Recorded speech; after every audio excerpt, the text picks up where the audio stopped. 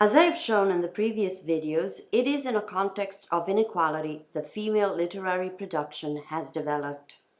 It is then in this context and in the change of times that I want to close telling you about another relevant 20th century writer and woman, especially to underline how the changing times do make a difference, indeed, and how, as Woolf wrote, everything is connected. I will introduce Doris Lessing with her own words that in some ways can be related to what was last said on Woolf. Nothing is personal in the sense that it is uniquely one's own. Writing about oneself, one is writing about others. Again, everything is connected. Lessing is the author of one of the most controversial novels that have been written in British literature, The Golden Notebook, which was published in 1962. 63 years later, Woolf's essay, and it immediately gained her the labels of man-hater or ball-breaker. It was considered by many as castrating. According to Margaret Drabble, The Golden Notebook, which again was published in 1962, in other words the 50s, was not only ahead of its time, but a blueprint for women in times to come. Moreover, as Lessing herself said, it was written as though the attitudes that have been created by the women's liberation movements already existed. Lessing herself wrote that it had been instantly belittled as being about the sex war, or was claimed by women as a useful weapon in the sex war. She was the first to reject the feminist label above all. During the time in which many screamed out at the death of the novel, Lessing approaches the genre with a daring approach, writing a novel whose structure was in fact unconventional. It is a collection of notebooks with different colors in which the protagonist, Anna Woolf, tries to sort out her thoughts about politics, her feelings about herself and her life, her ideas regarding her writing block and art in general, and then a novel within a novel about Africa and the race issues that affected Lessing all her life. It is about the fragmented inner selves on the verge of chaos, of a breakdown, so the huge effort of the main character is to keep it all together, and to do so, all of it is framed in what is the final product, the Golden Notebook. It is mainly about a writer, Anna Woolf, who is facing a very disturbing phase in her life, which appears to be crumbling down due to the many issues that she is overwhelmed by and does not seem to be able to deal with rationally. She feels caught up in fragments. First and foremost, it is about the writer's block, rather a symptom than a cause. Nothing in Anna's life seems to be in place. There's the issue of the British Communist Party refusing to acknowledge the impact the crucial revelations about Stalin's politics had on public opinion around the world. It is about the violent Hungarian repression of 1956, and again, the party refusing to take a clear stand about it. It is about her personal life that is in fact being strongly affected by all that's taken place regarding the Cold War and the terror of nuclear war pending. It is about the artist Nana being devastated by all of the above, and how all of it is interfering with her personal life, the way she cares for her young daughter and the way she perceives motherhood, the way it influences and conditions her sentimental relationships and her choice of selfish and self-centered men. And finally, it is about female friendships and about her way to tune in with others and her ability to listen and to interpret others' feelings, awkwardness, inner malaises. It is a novel about womanhood, politics, sex. Margaret Drabble describes it as a novel of shocking power and blistering honesty. And she goes on, Lessing wrote about women's ambivalence, about motherhood and sex, and working in a way that was simultaneously shocking and influential.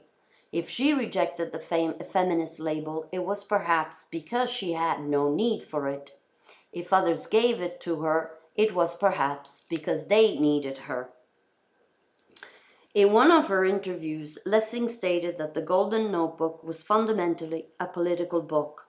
I used to tire of having to explain to young readers in the 1970s what Khrushchev's speech to the 20th Congress meant to world communism.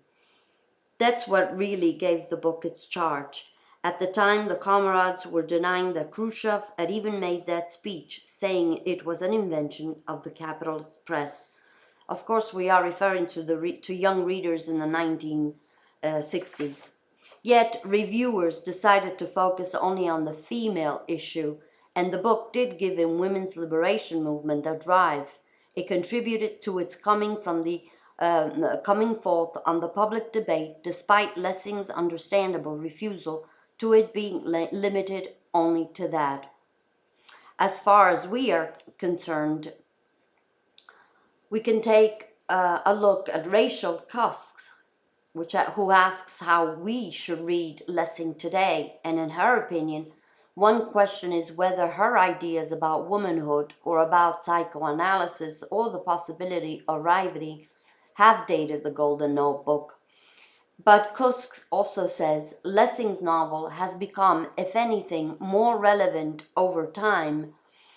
As a matter of fact, she continues, the modern reader may find it as far franker, more open, more intellectual, and more political and personally revolutionizing a text than its first readers did. And in nowadays, we are concerned with this aspect because it is undeniable that The Golden Notebook represents a milestone in British and American feminism, because for the first time a revolution was made in the way women could and did perceive themselves, even if only in private quarters. For the first time, Miss Lessing discusses in a novel the most intimate part of women's sexuality. For the first time in a novel, the word orgasm, referring to women's sexual satisfaction, is not only just mentioned, but it is clearly stated as natural, long due, and for too long left unsaid. However, that is only the climax of the female issue that Lessing does deal with in her novel. The protagonist is a single mother that has ambivalent feelings towards her motherhood, a concept held sacred in the past, and that Lessing overturns. In The Grass is Singing, for instance, she writes, there is nothing more boring for an intelligent woman than to spend endless amounts of time with small children.